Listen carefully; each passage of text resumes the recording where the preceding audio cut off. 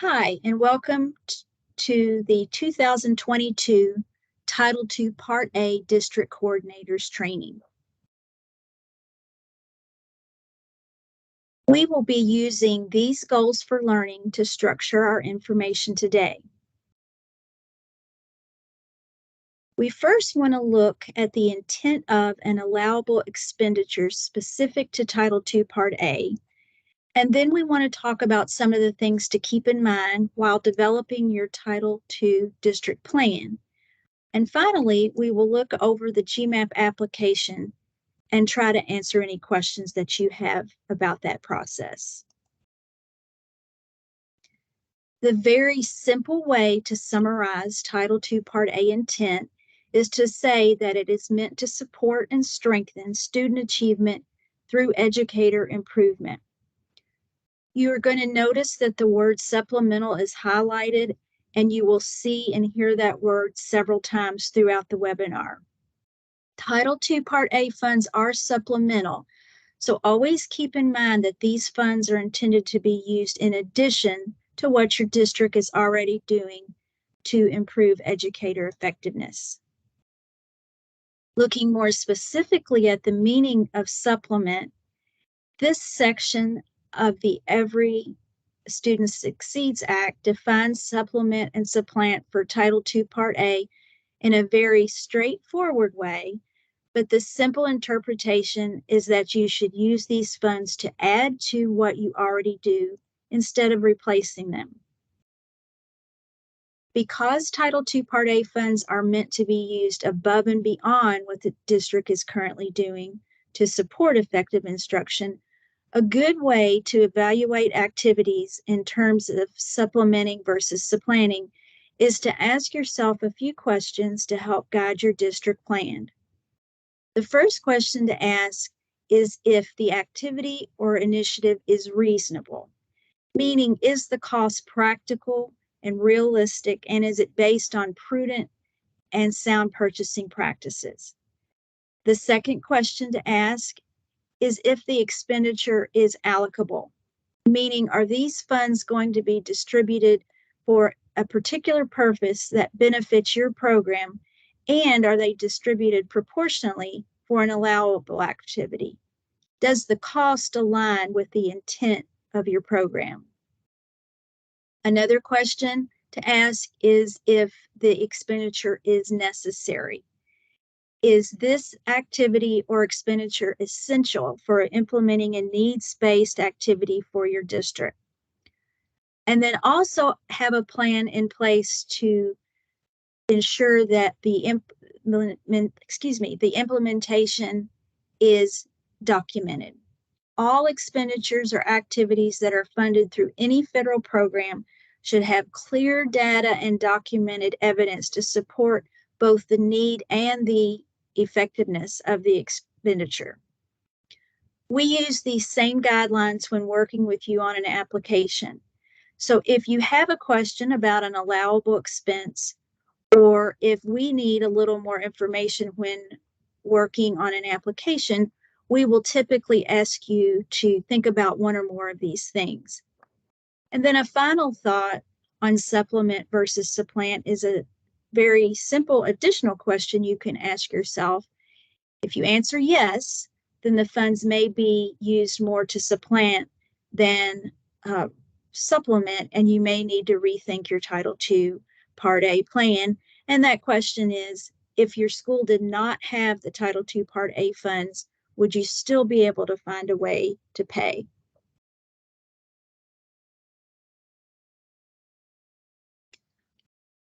We're going to take a look at allowable expenditures under Title II Part A, and the majority of these typically fall into one of these 5 categories.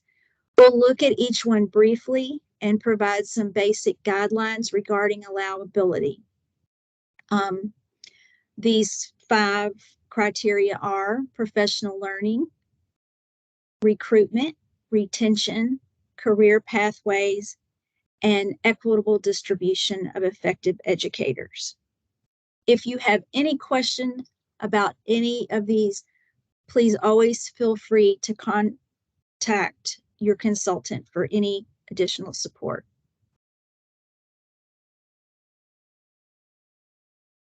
Professional learning experiences funded with Title II Part A funds should meet all 6 of these criteria. And notice that the list starts with being needs-based. This is a cornerstone of all federal programs and really what drives the whole process, and that is working to meet an identified need within your district. Also notice that the professional learning needs to be evidence-based, which is another big part of federal funding requirements. All Title II Part A expenditures start with a need, but the needs should be met with evidence-based actions or activities. Teacher recruitment and retention are very closely related, but they can also stand alone based on the needs of your district. If your needs assessment shows a need for teacher recruitment or retention, the first thing to think about is what your district already does for this, and then consider how the district can add to those efforts using federal funds.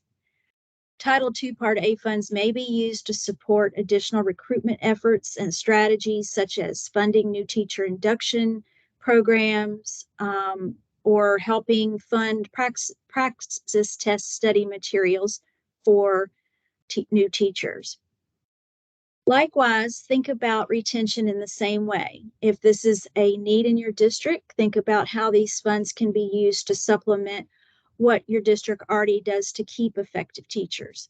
This may be providing stipends for mentoring or paying fees associated with national boards certification or any other opportunities for professional growth.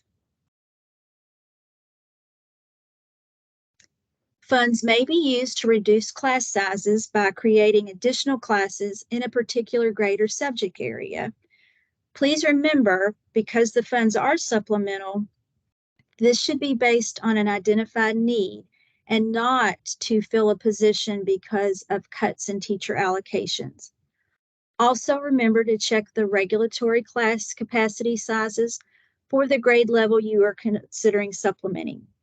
Cap sizes need to be met or exceeded, and there should be evidence available that documents the change in a student-teacher ratio will impact student achievement. Class size reduction staff also needs to be deemed effective by the district and also be certified in the area and grade level to which they are assigned. So a new teacher or emergency certified teacher would not be appropriate for this position. Creating optional career pathways for teachers is another allowable use of funds. These pathways are for teachers who want to grow or advance in their careers, but who do not want to leave the classroom. So this may include stipends or salaries for instructional coaches, funds for teacher leaders who collaborate with administrators or lead decision-making groups, or who provide professional learning for other staff in their area of expertise.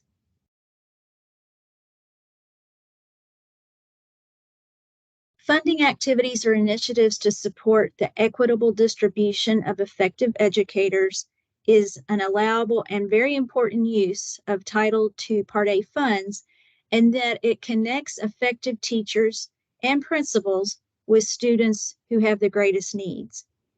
Activities here might include funding strong induction and or mentoring programs that support educator knowledge on the needs of high poverty students, or incentives that put the most effective teachers into schools with the neediest kids. Anything that supports strategic teacher placement so that all students have the best opportunity to succeed.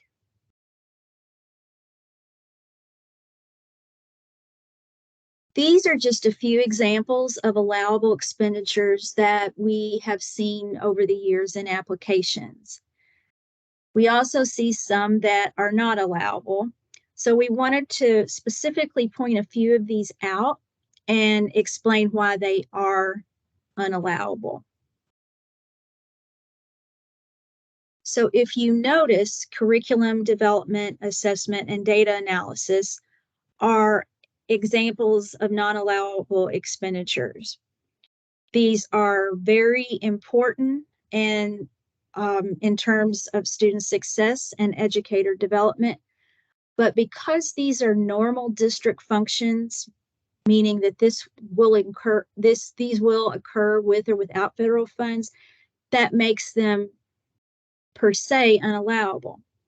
However, providing guidance for staff on how to use curriculum, how to use assessment data, those are allowable as long as it is, a reasonable expense and meets an identified need. These would typically be provided for new teachers or teachers that are new to the district. Another unallowable expense that is worth mentioning is related to materials. Title II funds cannot be used for any student materials or for, say, class sets of materials, but they can be used for materials that are necessary to attend a professional learning experience successfully or are directly connected to professional learning.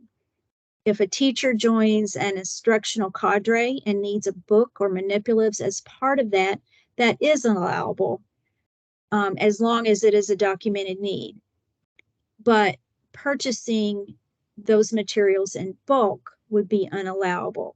It's wonderful to have those materials for students, but it would need to be purchased through a different funding source.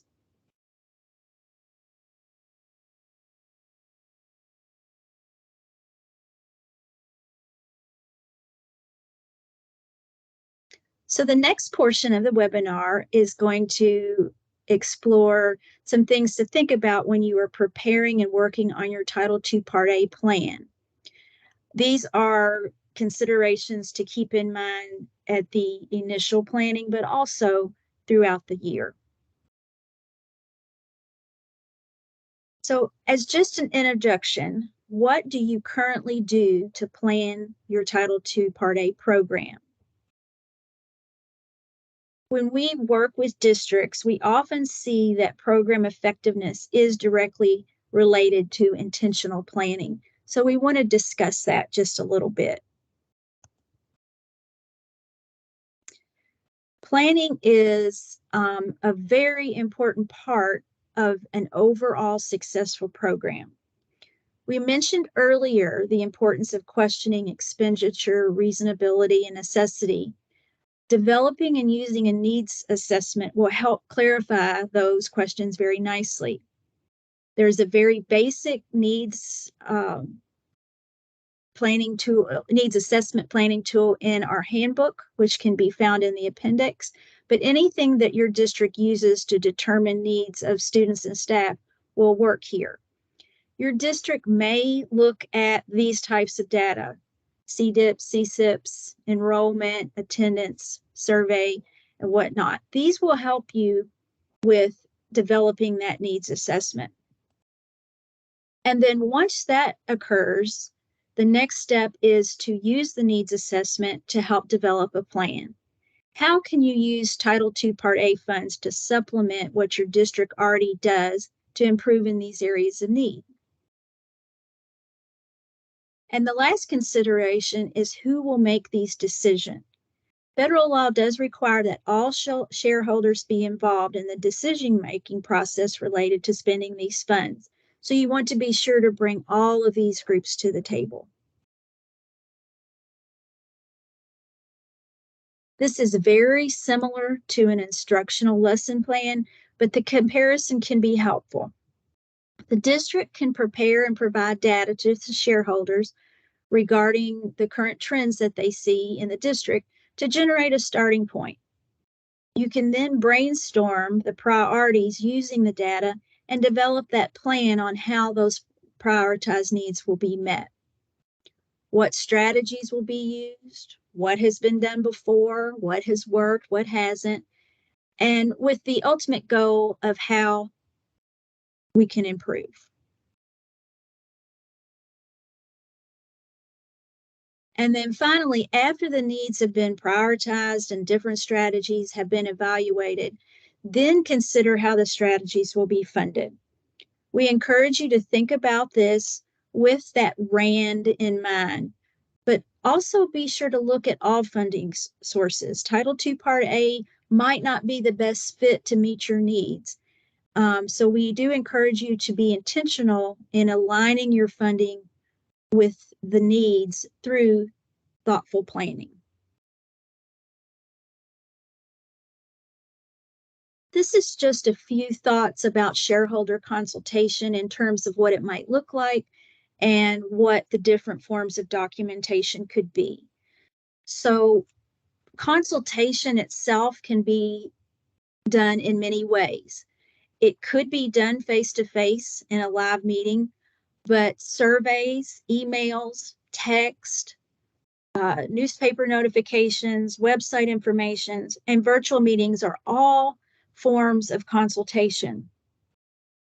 Those can be documented by keeping the minutes, agendas, sign-in sheets, video recordings of virtual meetings, copies of texts and emails or newspaper clippings.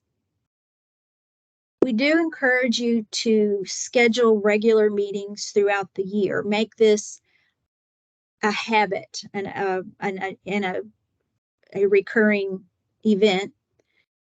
It allows everybody to be heard, but it also does give credibility to the district. It lets parents and community members know that they're valued and that the district wants to hear their opinions.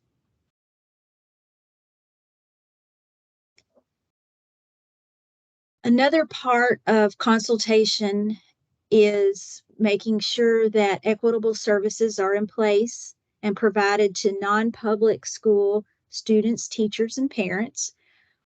Federal programs are supported by tax dollars, so all children and teachers are eligible to access these programs. Non-public schools do not receive funding, but they can receive services and materials if they choose to participate. The public district maintains fiscal control, so no reimbursements go to the private schools, only services.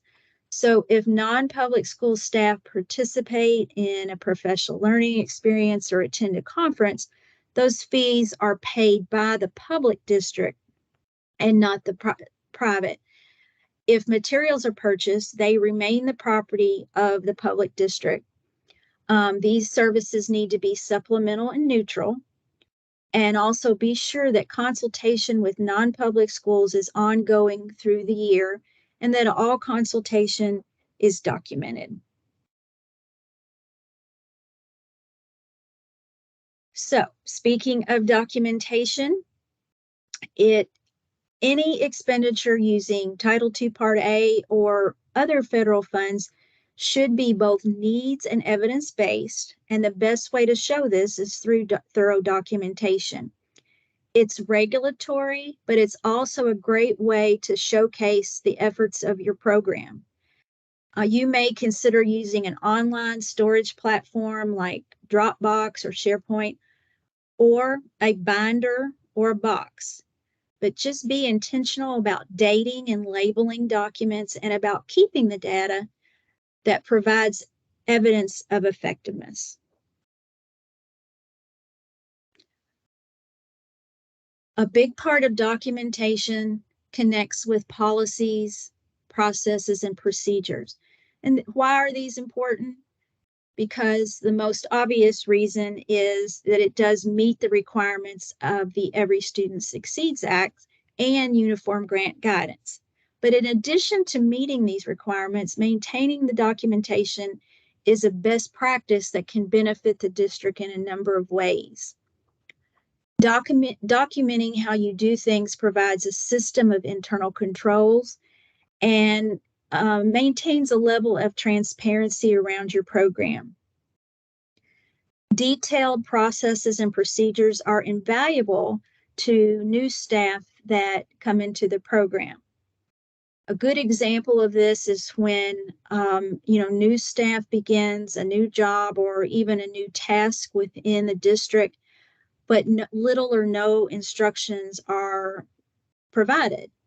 So documented procedures would be wonderfully helpful in being referenced at that time. This also helps avoid working in isolation. In the event that the district coordinator is unable to complete a task, this documentation would allow someone else to step in during their absence. And lastly, these documents do provide great evidence of a well-run program.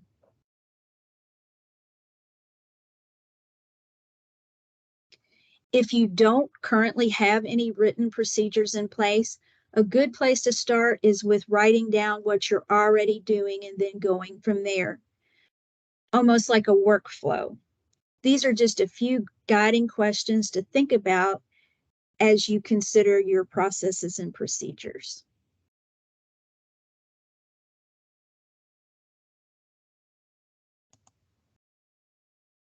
Be sure to include fiscal management of your program within your processes and procedures, particularly regarding time and effort.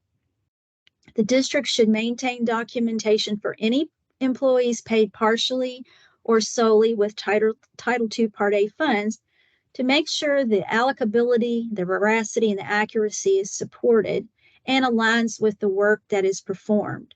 These records should include the time amount or percentage worked directly with the Title II Part A program.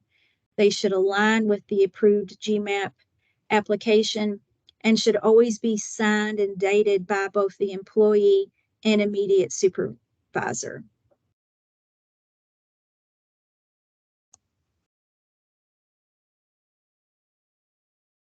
One other thing that we have learned through working with districts is the importance of collaborating and communicating within the district. And we kind of look at this in two ways for you to keep in mind when planning your Title II funded activities. And the first is collaboration among shareholders.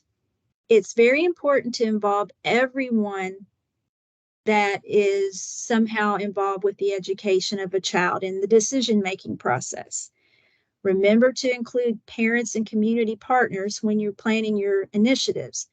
Your district may have a college campus located nearby or a public library that has strong programs for children. These groups can provide valuable insights when developing your program. The second is collaboration and communication between the Title II Part A coordinator and the district finance officer. It's very important to work together and make sure that the expenditures and budgets align, as well as the use of appropriate munis codes. One of the main things we see when looking at applications are often differences in a set aside and a budget.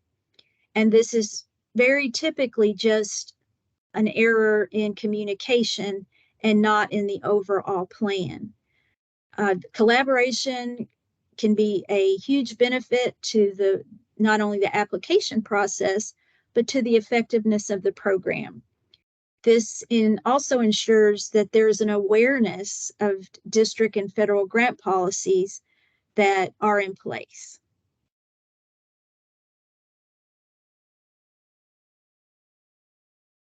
Title II Part A monitoring we view as an opportunity to celebrate and grow. And even though it does add additional work to you at the district level, we hope that you see it in that way as well. Our desk monitoring typically occurs from October through December, and then consolidated monitoring is January through April. For Title II Part A, we focus on these 4 areas. There is a self-assessment tool in the handbook that we feel is a great tool to use when you are developing written procedures for your program or even in the planning.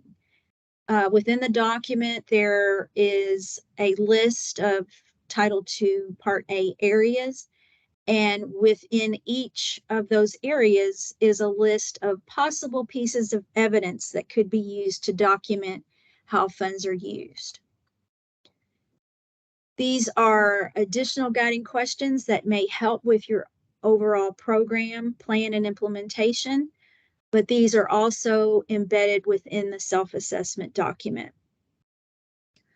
One thing I do want to point out in these considerations is the requirement that parents be notified when their child is taught 4 or more weeks by a non-certified teacher.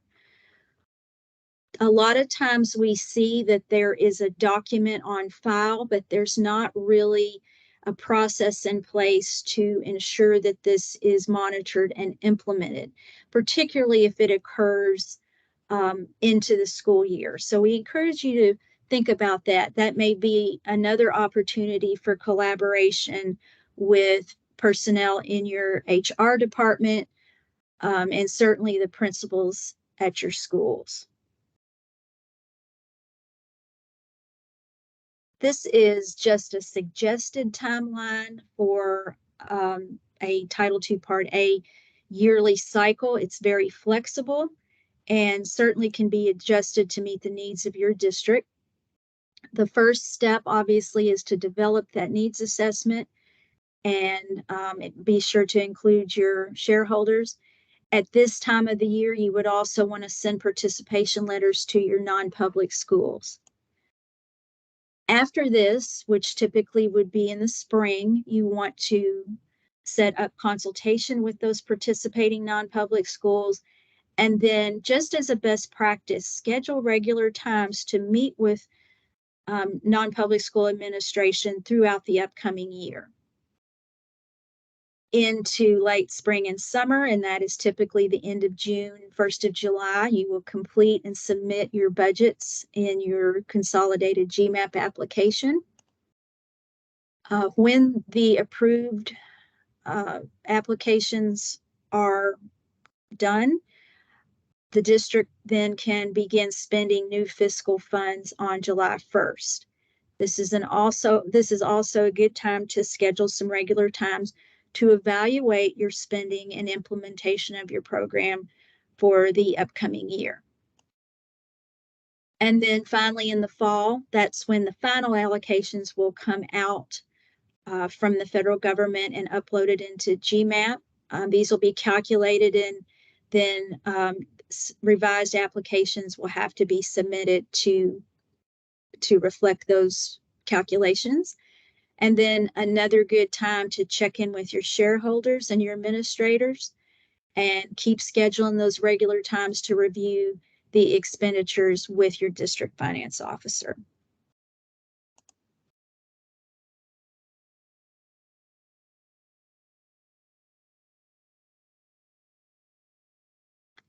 So the last portion of the webinar is going to take a look at the GMAP application.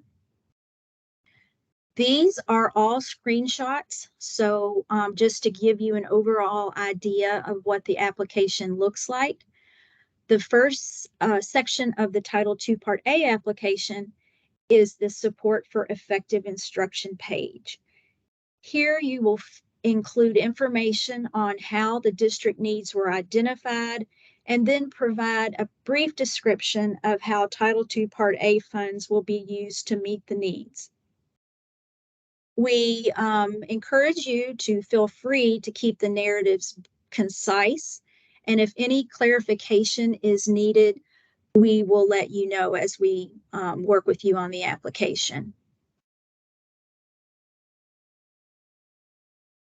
Also on this page are sections for you to complete that indicate how the district will distribute funds, identify which shareholders are involved in the process, and then a supplant assurance.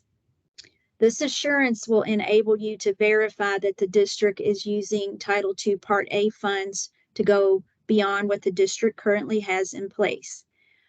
Be sure to keep documented evidence of surveys or any other artifacts that are associated with your district plan.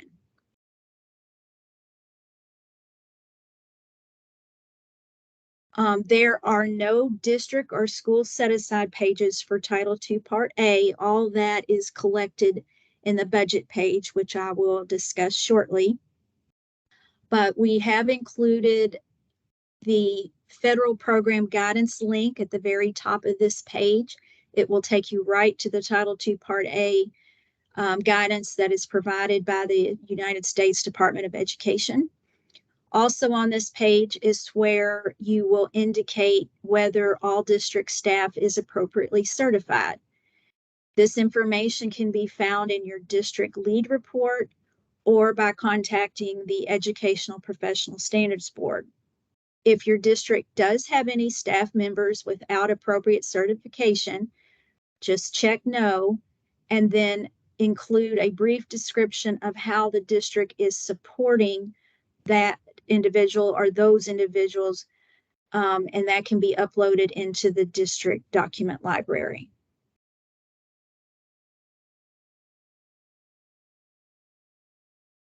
The next section of the personnel details page has a place to include any salaries or personnel that are being paid out of Title II Part A funds, either at the district or school level.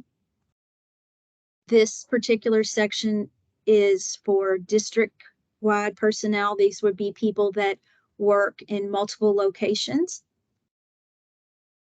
And then the bottom section is for personnel who work in one specific school. If you have instructional coaches or class size reduction staff working in a specific school who are paid partially or fully from Title II Part A funds, this is where you would provide that information. There is a drop-down feature that will have all the schools within your district preloaded, so you have the ability to enter information for any school in the district. If you are paying class size reduction teachers, be sure to include the student to teacher ratio in the narrative. We have included the state cap sizes here for your convenience. And please note the checkbox. If the district has utilized funds in the past for a class size reduction teacher, we do ask that you upload documentation that shows how the funds have been effective in supporting student achievement. And that can also be uploaded to the district document library.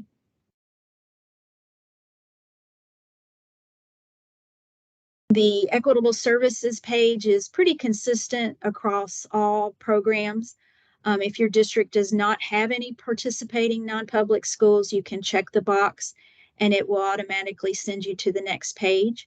If you do have participating private schools, please enter that information on this page. GMAP automatically calculates the amounts once the enrollment information is entered. And also a reminder to upload the signed and dated participation packs into the district document library.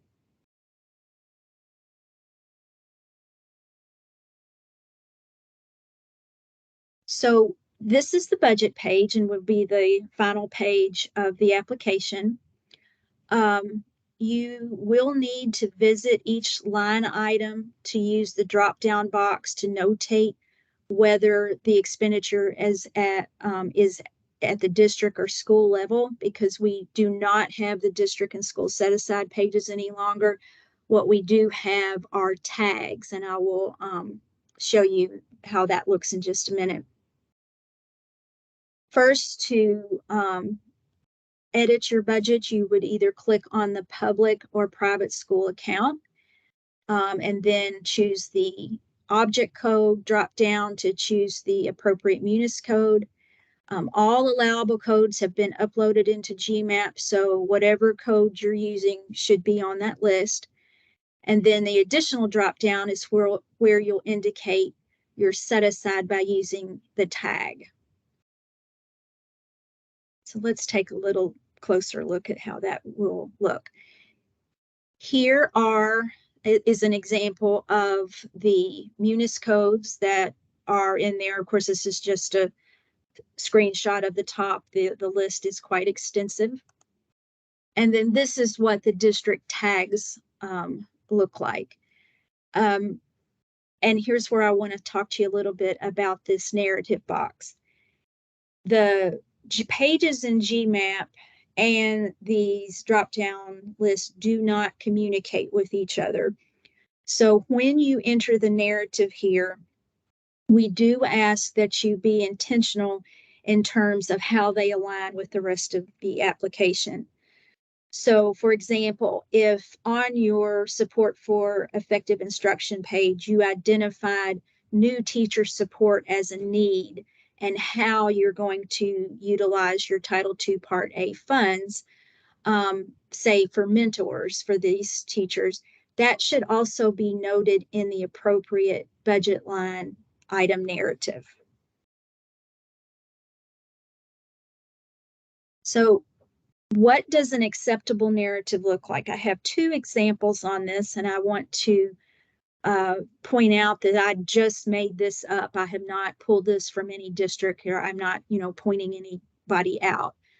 But this is an example of what a potential narrative might look like if your district has a need for professional learning and a conference is available to meet that need. If you see the narrative on the left, it's pretty open. It's just saying these fees could be used for this whole list. The example on the right is very specific. It is for a conference that 12 people will attend. Again, these are just very exaggerated examples, but the example on the right, even though it's not very wordy, it is clear that it is for what conference the registration fee is attached to and how many staff members will be going. The example on the left does not really provide any information. It appears more to be like these funds are being held in case something comes up. And that really is not the way these funds are designed to be utilized. Another example would be for general supplies. Both of the narratives explain exactly what's going to be purchased, but there is a difference between the two. The example on the left, $6,000 are budgeted, and I've just, again, made some things up, but it just appears to be general supplies for professional learning. On the right, however, it's a little more reasonable amount, and the narrative specifies that the supplies will be used for participants in the new teacher group, meaning they are earmarked for an intentional use of funds that are associated with an identified need. So it's just another example of things to think about. Make that narrative concise and then also connected to the identified needs of the district. So jumping back into GMAP, we do encourage you to utilize the help pages in GMAP. We try to be very explicit with these and also make sure they're directly connected to law. There is a help page for each section in GMAP for all programs, not just Title II Part A. In our budget help pages, we have included some guidance on developing the budget, updating and completing it, and also guidance around district and school set-asides.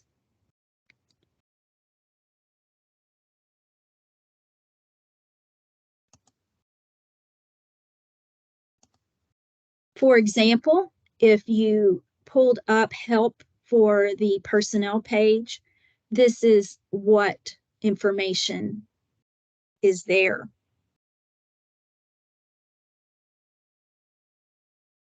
Some other resources located within GMAP are what are considered KDE resources.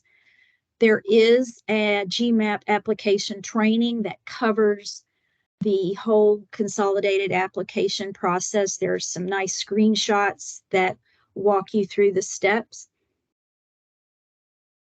And then within that, there is a line that says 2020 new budget features, but that is still current.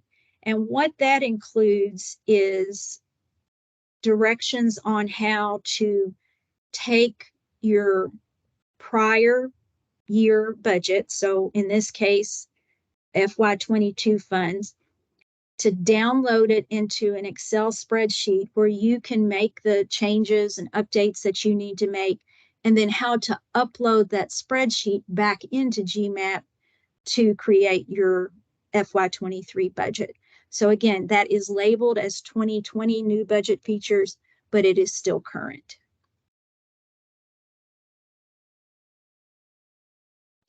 These are just a few things to think about when you're working on your application. Just a few more questions to think about. And again, keep that reasonableness, allocable, necessity, and documentation requirement in mind as well.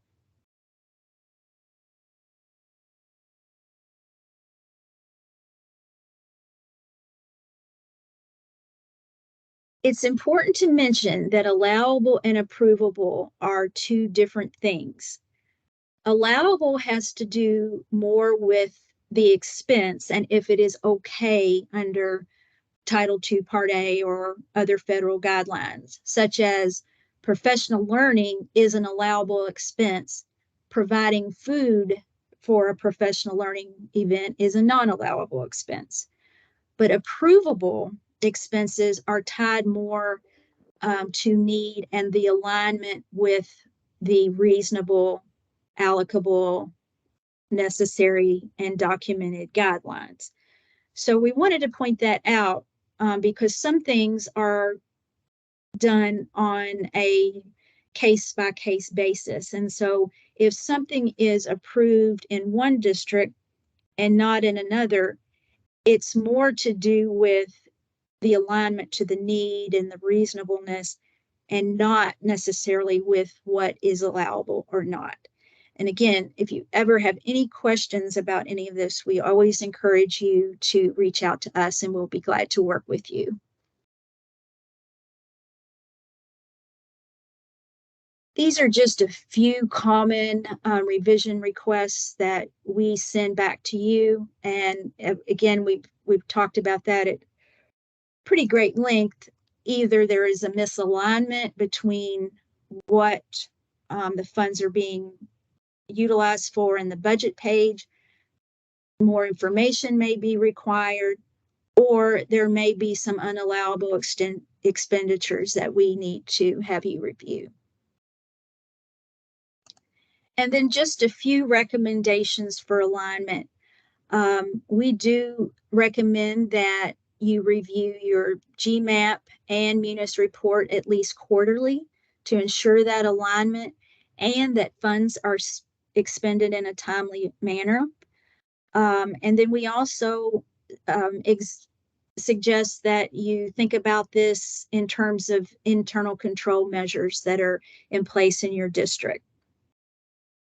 This is another example of how collaborating with the district finance officer and other personnel will just really help improve your program.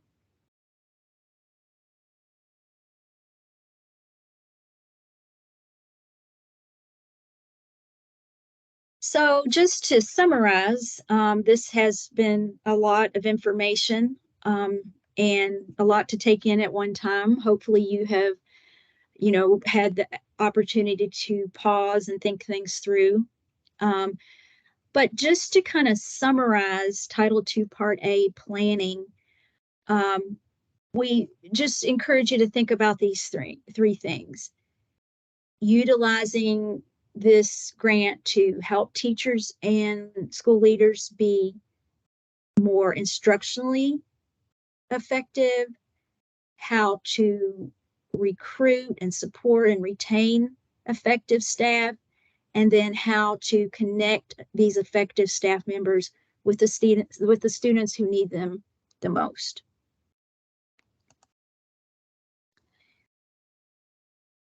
We would really appreciate your feedback, so you can access a very, very brief survey using either the link or the QR code. Your feedback is super important to us, and we use it so we can do our best to support you and your district. So we would really appreciate it if you could take the survey. And then also, if you need ELA credit for watching this webinar, that can be accessed through the link as well. These are just a few resources that we hope also will support your work.